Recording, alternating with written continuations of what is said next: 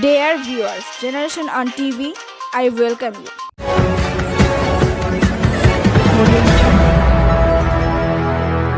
দর্শক, পাথালিয়া ইউনিয়নের যে পাথালিয়া গ্রামটির দক্ষিণ পাড়া যে পূজা মণ্ডপটি, সেখানে আমরা এসেছি আপনাদের মাঝে তুলে ধরার জন্য। এসে আমরা সেখানে সভাপতি সাহেবকে আমরা পেয়ে গেছি। তো আমরা তার মুখ থেকে শুনবো এই পূজার বিষয় এবং কিভাবে পূজা পরিচালনা হচ্ছে এবং এবারের পূজাতে ওনারা আনন্দ কীভাবে করছেন। জি ভাই, আপনার নামটা বলে যদি আমাদেরকে একটু বলতেন। আমার নাম গোবিন্দরাজ বলছি। আমি পাথালিয়া দক্ষিণপাড়া সার্বজনীন দুর্গা মন্দিরের সভাপতি। আমার এই উঠানে বিগত প্রায় 40-42 বছর ধরে পূজা করে আসছে। ইতিপূর্বেও বিগত ইলেকটেড সরকারের সময়ও কোনো অপ্রীতিকর ঘটনা ঘটেনি। এখন বর্তমানে তত্ত্বাবধায়ক সরকার এবার যে দায়িত্ব গ্রহণ করতেছেন এবং আমি আশা করি হয়তো আমার এই মন্দিরে সারা বাংলাদেশে সুন্দরভাবে সম্বন্ধে উদযাপিত হচ্ছে। প্রিয় দর্শক, নলাম পালপাড়া এই মুহূর্তে আমরা রয়েছি পূজা মণ্ডপে।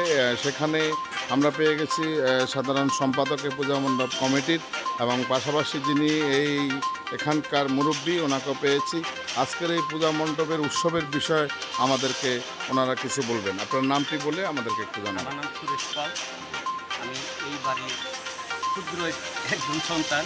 যাই হোক, আমাদের বড় ভাইয়ের ছেলে দুর্গাপূজা শুরু করছে। এটা হলো এই বছর নতুন, তবে যাই হোক প্রতি বছরের ন্যায় এ বছর আমাদের এই আইন শৃঙ্খলা সমস্ত যারা আসছে তারা সুন্দরভাবে পরিচালনা করে এবং দেখে শুনে রেখে খুব সুন্দরভাবে পূজাটা নামিয়েছে। আর মন্দিরে আমরা ভালো প্রশাসনিকভাবে ভালো প্রোডাকশন পেয়েছি এবং আমাদের টুরিজম যারা আছে সবাই আমাদের জন্য সহযোগিতায় ভালো প্রোডাকশন করছে। আমরা ভালোভাবে পূজা উদযাপন করতে পারছি। আজকে তো নবমী, আগামীকালকে দশমী। কালকে কি আপনারা বিসর্জন দিবেন?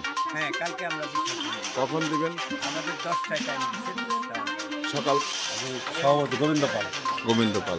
আপনাদের এই পূজা মণ্ডপে এবছরে অন্যান্য বছর তুলনায় কেমন পালন করছেন আপনারা? পালন আমরা প্রতি বছরে সুন্দরভাবে পালন করছি।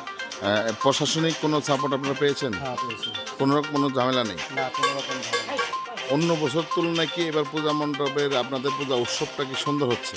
সুন্দর হচ্ছে।